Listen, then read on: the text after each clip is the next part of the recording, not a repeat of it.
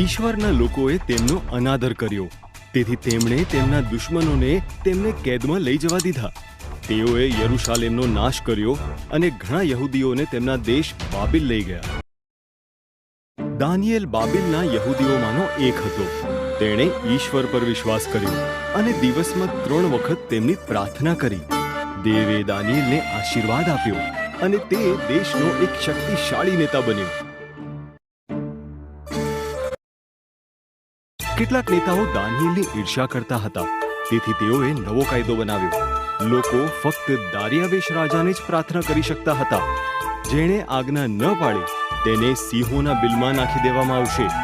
દારિયાવેશ સહમત થયો.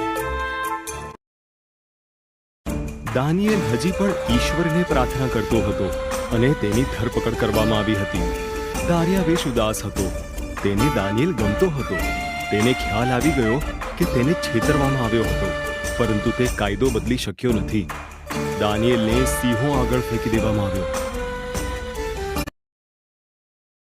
સિંહો ગર્જના કરતા દાનિયેલ તરફ સરક્યા.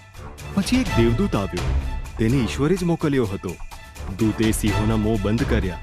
દાનિયેલે ત્યાં રાત વિતાવી, કોઈ પણ નુકસાન વગર. સવારના સમયે દારિયાવેશ એ જોવા માટે ગયો કે દાનિયેલ જીવંત છે કે નહીં. દેવે મને બચાવવા એક દેવદૂત મોકલ્યો, દાનિયેલે કહ્યું. રાજા રોમાંચિત થઈ ગયા. દાનિયેલને બિલમાંથી બહાર કાઢવામાં આવ્યો. ત્યારબાદ દારિયાવેશ રાજાએ દાનિયેલના દુશ્મનોને બિલમાં ફેંકી દીધા હતા. સિંહોએ તેમને ગભરાવ્યા. રાજા દારિયાવેશે તેના રાજ્યના દરેકને દાનિયેલના શક્તિશાળી જીવંત દેવનું સન્માન કરવા કહ્યું.